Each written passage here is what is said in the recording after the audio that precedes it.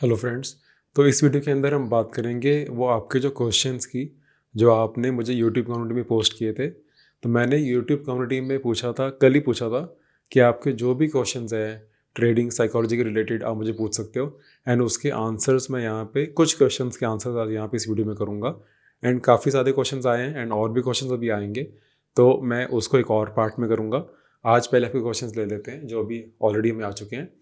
तो अंजलि जी का मैसेज आया कि सर, नमस्ते सर, स्विंग ट्रेडिंग के लिए कितना कैपिटल यूज़ करना चाहिए बिगिनर्स के लिए, और वो भी सीखने के लिए। तो देखो, सीखने के लिए सबसे पहले जितनी भी आपकी कैपिटल है ना, उसकी सिर्फ 10% ही यूज़ करो। बिकॉज अभी आप लर्निंग फेज में हो, अभी आप बहुत सारी मिस्टेक्स करोगे। अभी तो आप एक तरह से एक ट्यूशन फीस दोगे मार्केट को। तो उसके लिए जितनी कम कैपिटल से ट्रेड करोगे उतना अच्छा है। और ये वाली कैपिटल को एटलीस्ट 6 मंथ्स के लिए बढ़ाना मत, क्योंकि बिगिनर्स लक सबका लगता है। जब आप मार्केट में न्यू आते हो तब उस टाइम पे आपको कोई पिछले कोई लॉस का कोई डर नहीं है, कोई आपके लॉस माइंड में चल नहीं रहा, तो आप फियर से ट्रेड नहीं कर रहे। एंड आपको कोई बहुत ज़्यादा एक्सपेक्टेशंस भी नहीं है मार्केट से। आप फ्री माइंड से बस ट्रेड कर रहे हो, और आपकी कैपिटल भी अभी कम है, थोड़ी सी कैपिटल है। तो आपकी कैपिटल कम है तो आपके इमोशंस इतने ज़्यादा इन्वॉल्व नहीं है, आपकी बहुत ज़्यादा एक्सपेक्टेशंस नहीं है मार्केट से। एंड आपको कि पिछले लॉसेस आपके माइंड में नहीं चल रहे, इसलिए आपको इस कैपिटल से ट्रेड करना इजी लगेगा। इसलिए इस कैपिटल को बहुत जल्दी बढ़ाना मत।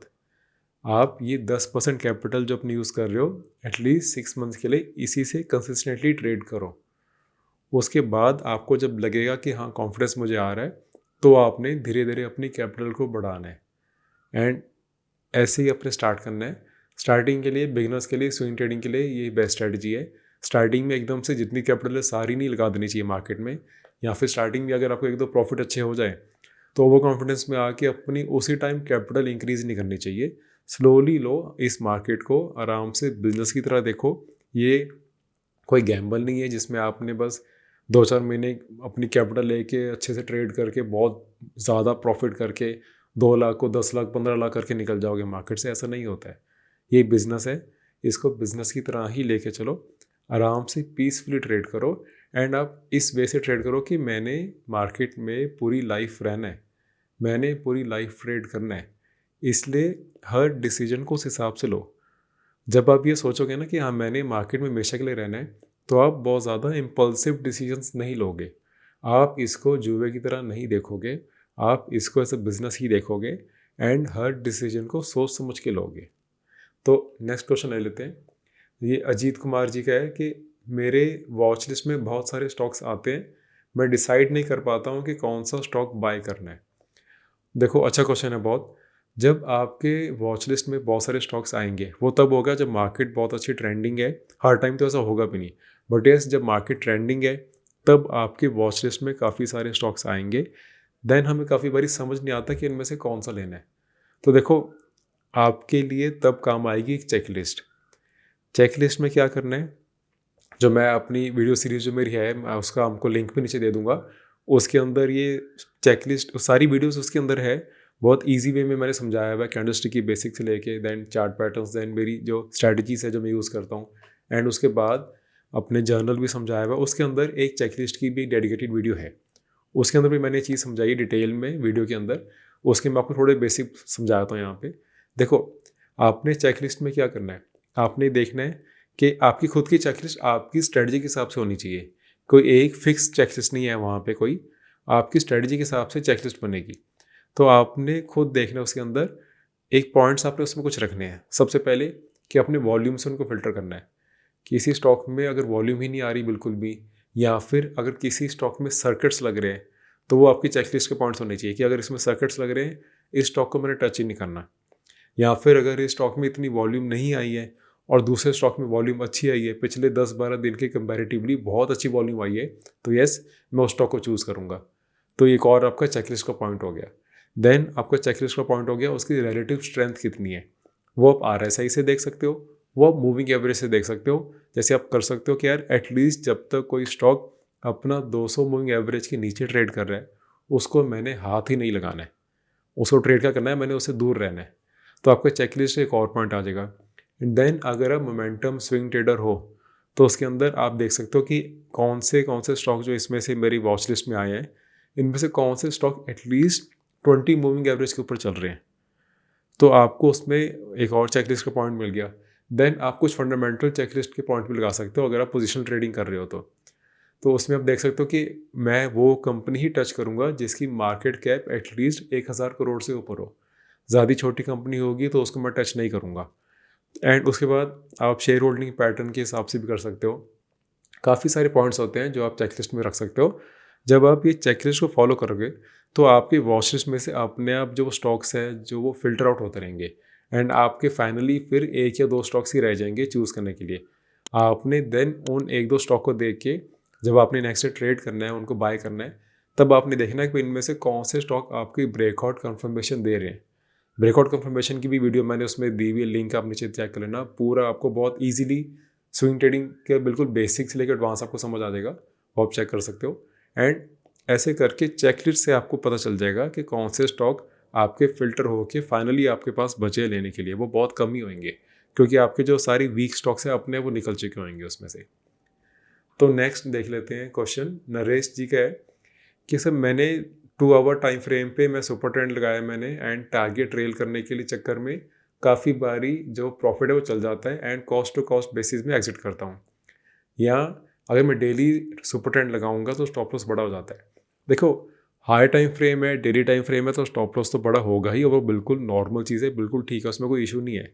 जब हाई टाइम फ्रेम फॉलो करते हो स्टॉप लॉस थोड़ा सा बड़ा होता है, बट जब वो ट्रेंड आपके साथ चलता है तो प्रॉफिट भी बहुत ज़्यादा बड़ा होता है।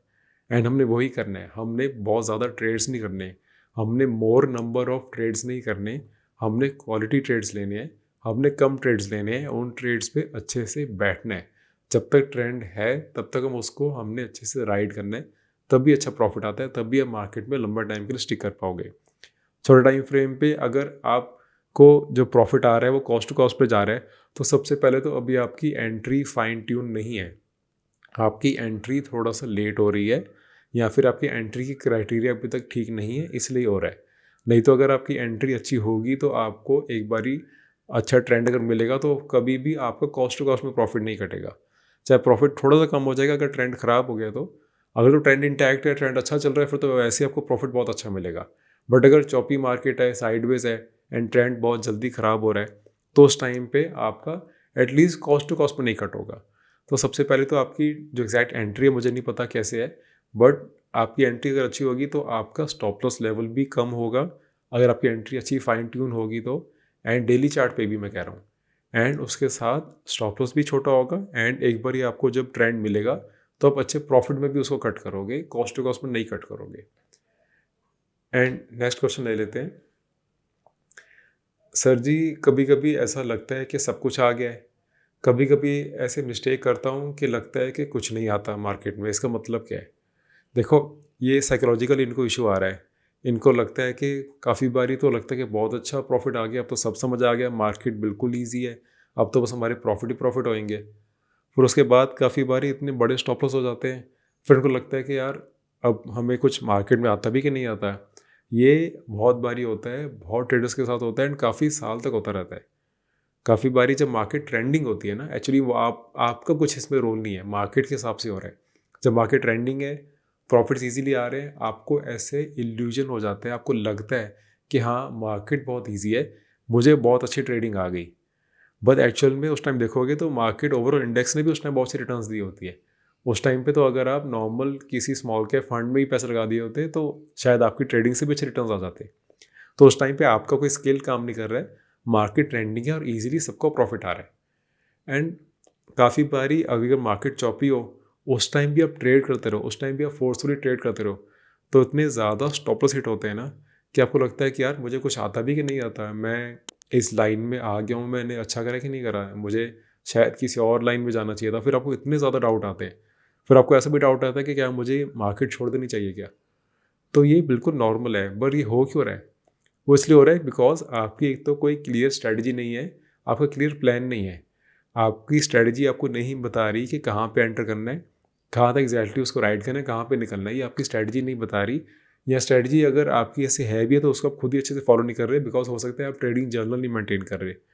तो आप बस हर एक ट्रेड को कर रहे हो एंड हर एक ट्रेड से बहुत ज़्यादा एक्सपेक्टेशंस लेके चल रहे हो एंड देन उसके रिजल्ट के हिसाब से अपने इमोशंस में आपके ऊपर नीचे हो रहे हैं। तो जो जो नहीं करना वो सारा आप हो सकता है कर रहे हो। एंड अगर आपकी स्ट्रैटेजी अभी तक क्लियर नहीं है, उसने आपकी स्ट्रैटेजी ने आपको भी क्लियर एंट्री एग्जिट नहीं दिया एंड आप फिर भी ट्रेड कर ही जा रहे हो, बिकॉज मार्केट काफ़ी बारी चौपी होती है, मार्केट काफ़ी बारी साइडवेज होती है, कोई ट्रेंड होता ही नहीं है। उस टाइम पे आपकी स्ट्रैटेजी आपको बताना चाहिए आपकी स्ट्रैटेजी को कि भाई यहाँ पे ट्रेंड नहीं है तो यहाँ पे आपको कैश में रहना है। अच्छी स्ट्रैटेजी आपको खुद बता देगी, आपको खुद इंडिकेटर बता देगा कि इस टाइम मार्केट साइडवेज है, कोई ट्रेंड नहीं है।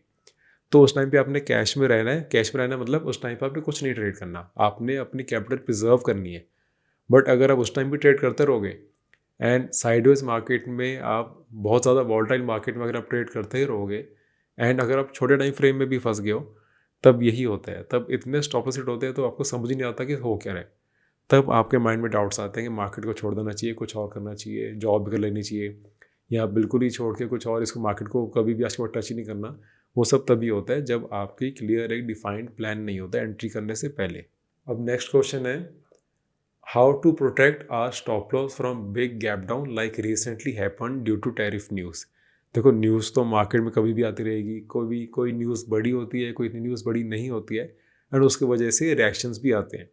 बट आपने देखना है, अगर आप एक अच्छे बड़े टाइम फ्रेम पे, डेली वीकली टाइम फ्रेम पे ट्रेड कर रहे हो एंड अगर आप ट्रेंड के साथ अच्छे चल रहे हो, तो न्यूज़ जब आती है, गैप डाउन जब होते भी है, तो आप देखोगे काफ़ी बारी वो गैप डाउन होगा, स्टार्टिंग में थोड़ी देर बाद ही वो रिवर्स होगी, दोबारा से ऊपर चल जाएगा। ये होता है जब नॉर्मल कोई गैप डाउन होता है। आपका जो इंडिकेटर है, अगर आप कोई भी इंडिकेटर फॉलो कर रहे हो, आप सुपर ट्रेंड कर रहे हो, मूविंग एवरेज फॉलो कर रहे हो, कुछ भी कर रहे हो, वो इंडिकेटर ज़्यादातर आप देखोगे वो प्राइस उस पर आके उससे बहुत पहले ही रिवर्स होके दोबारा से अपने ट्रेंड में चलना स्टार्ट हो जाएगा।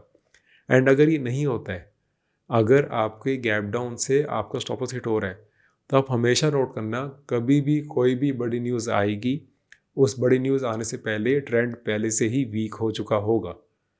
जो बिग प्लेयर्स है वो ऑलरेडी अपना काम करना स्टार्ट हो चुके होते हैं। ये नहीं होता कि जब न्यूज़ आती है तब बिग प्लेयर्स काम करते हैं, ऑलरेडी अंदर से काम होना शुरू हो चुका होता है।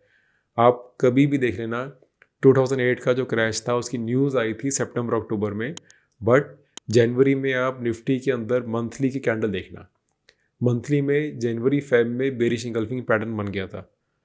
2020 के लॉकडाउन के जो क्रैश था उससे पहले भी आप देखोगे तो वीकली के चार्ट आप निफ्टी के देखना, पहले से ही बेरिश इंगल्फिंग पैटर्न बनने स्टार्ट हो गए थे, पहले से ही इंडिकेशन आने स्टार्ट हो गए थे।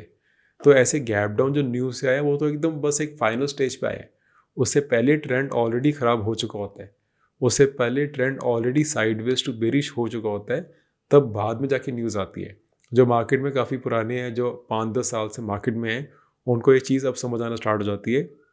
आप भी बैक टेस्ट करो, अपने चार्ट्स पुराने देखो, 2008 के क्रैश के चार्ट्स देखो, 2020 के क्रैश के चार्ट्स देखो, आपको दिख जाएगा कि जब भी कोई न्यूज़ आनी है, पहले से ही ट्रेंड उसका वीक हो चुका होता है। वो स्टॉक हो या इंडेक्स हो, पहले से ही वो साइन देना शुरू कर चुका होता है। कभी भी आपको गैप डाउन जो मिलेगा, जो अगर तो बहुत अच्छे अप ट्रेंड में मिलेगा तो वैसे ही रिकवर हो जाएगा। एंड अगर आपको गैप डाउन आपको मिल रहा है तो उससे पहले मार्केट ऑलरेडी बेरिश हो चुकी होती है। काफ़ी क्लियर साइंस आपको मार्केट में, अगर आप कोई नई भी इंडिकेटर फॉलो कर रहे हैं, बिल्कुल price action, basic price action से काफ़ी क्लियरली आपको पहले ही साइन मिल जाते हैं। आपको बस वो साइंस बहुत ईजिली देखने हैं एंड आप जब चार्ट को अच्छे से स्टडी करोगे, आपको बहुत ईजिली वो साइन दिख भी जाएंगे, आपको बेसिक प्राइस एक्शन से भी वो साइन दिख जाएंगे। तो नेक्स्ट क्वेश्चन ले लेते हैं। तपन जी का क्वेश्चन है, sir if I have deployed capital 1 lakh और विन्स के अंदर मैं अपनी अमाउंट विड्रॉ कर लेता हूँ एंड जब लूज़ करता हूँ तब मैं और कैपिटल नहीं डालता हूँ, तो ये क्या ठीक भी है, कैसे करना चाहिए? देखो, सबसे पहले तो आपने मेरे हिसाब से पहले एटलीस्ट 1 साल में अपनी ट्रेडिंग कैपिटल को सेम रखना है। आपके पास और इमरजेंसी फंड्स भी आपके होने चाहिए, रिजर्व फंड्स होने चाहिए, सो दैट आप अपनी ट्रेडिंग कैपिटल को सेम रख पाओ। उससे क्या होगा कि अगर आपके कोई छोटे छोटे स्टॉप लॉस हिट हो रहे हैं, आप दोबारा से अपनी ट्रेडिंग कैपिटल को सेम लेके आ जाओ वहाँ से। एंड अगर आपके कोई प्रॉफिट हो रहे हैं, उस प्रॉफिट को विड्रॉ करके उसको लॉन्ग टर्म में डाल दो। तो येस, प्रॉफिट को विड्रॉ करने वाला पॉइंट तो ठीक है, बट ये स्टॉप लॉस होने पे उसको दोबारा से टॉप अप नहीं कर रहे। तो एटलीस्ट अपनी ट्रेडिंग कैपिटल को जब सेम रखोगे ना, तो उसके अकॉर्डिंग आपकी पोजीशन साइजिंग हमेशा सेम रहेगी, आपका risk overall towards your capital same रहेगा। अगर आप 1% का अपना पूरे कैपिटल का रिस्क ले रहे हो एक ट्रेड के अंदर, तो आपका सेम रहेगा जब आपकी कैपिटल सेम रहेगी। नहीं तो अगर आप हर बारी प्रॉफिट में बहुत ज़्यादा कैपिटल को ऐड करते रहोगे, कैपिटल को और बड़ा करते रहोगे, तो आपका रिस्क बढ़ता रहेगा। जितनी जल्दी आपका रिस्क बढ़ेगा, हो सकता है उतनी जल्दी अभी साइकोलॉजिकली आप उतने बड़े स्टॉप लॉस लेने के लिए भी रेडी नहीं हो। तो इसलिए एंड अगर आप स्टॉप लॉस ले लेके आपकी जब कैपिटल कम हो जा रही है, आप उसको ऐड नहीं कर रहे, तो बाद में जाके आपका अल्टीमेटली जो टोटल पोजीशन साइज़ है एक एक स्टॉक के अंदर, वो इतना छोटा हो जाएगा कि उसके बाद हो सकता है कि आप उसको अच्छे से ध्यान से चेक ही ना करो। आप उस स्टॉक को वैसे ही चलने दो, आप उसको स्टॉप लॉस भी ना लो, फिर आप उसको चेक करने का आपके अंदर मोटिवेशन भी ना रहे। तो एटलीस्ट पहले 1 साल के अंदर एटलीस्ट अपनी ट्रेडिंग कैपिटल को सेम रखो, सो दैट आपकी पोजीशन साइज सेम रहे, सो दैट आपका रिस्क पर ट्रेड सेम रहे, एंड आप अच्छे से अपने आप को एनालाइज कर पाओ कि यस मैं कैसे ट्रेड कर रहा हूँ, मेरी साइकोलॉजी कैसी है, मैं अपना प्लान फॉलो करता भी हूँ कि नहीं करता हूँ, या मेरी एक फिक्स स्ट्रैटेजी है कि नहीं है, या मैं रैंडमली ट्रेड्स कर रहा हूँ। ये सब आपको 1 साल में आराम से दिख जाएगा, पता चल जाएगा। मार्केट को भी आप काफ़ी ज़्यादा समझ जाओगे एंड अपने आप को भी काफ़ी ज़्यादा समझ जाओगे। तो इसके बाद क्वेश्चन ले लेते हैं, ये लास्ट क्वेश्चन लेते हैं, उसके बाद जो और क्वेश्चन है वो सेकंड पार्ट में ले लूँगा। नरेश जी का क्वेश्चन है, सर आपका स्टॉप लॉस सिस्टम में रहता है या माइंड में रहता है? आप स्टॉप लॉस कैसे काटते हो और टारगेट कैसे लेते हो? देखो, सबसे पहले टारगेट की बात करते हैं। अगर आप मेरे चैनल में काफ़ी टाइम से हो तो आपको पता है मैं टारगेट की बात नहीं करता हूँ। मैं कभी भी, मुझे नहीं पता कोई स्टॉक ने कहाँ तक जाना है, तो मैं टारगेट में बिल्कुल ऑब्सेस नहीं होता हूँ। मैं स्टॉप लॉस को हमेशा मेंटेन करता हूँ कि यस ये मेरा स्टॉप लॉस होगा, एंड वो स्टॉप लॉस को 2 पार्ट्स में लेना होता है। वो आप कैसे, जो मेरे साथ 1 to 1 चैट करते हैं उनको पता है कि कैसे स्टॉप लॉस को हमने एक दिन में 2 बारी में डिवाइड करना है, फिर स्टॉप लॉस लेना है। चलो स्टॉप लॉस तो ठीक है, वो मेंटेन हो जाएगा। आपने स्टॉप लॉस सिस्टम में डालना है, सिस्टम में भी डाल दो, कोई इशू नहीं है। बट कभी भी टारगेट के पीछे बहुत ज़्यादा ना भागो। कोई स्टॉक जिसने अच्छा चलना है उसको बीच में ना रोको।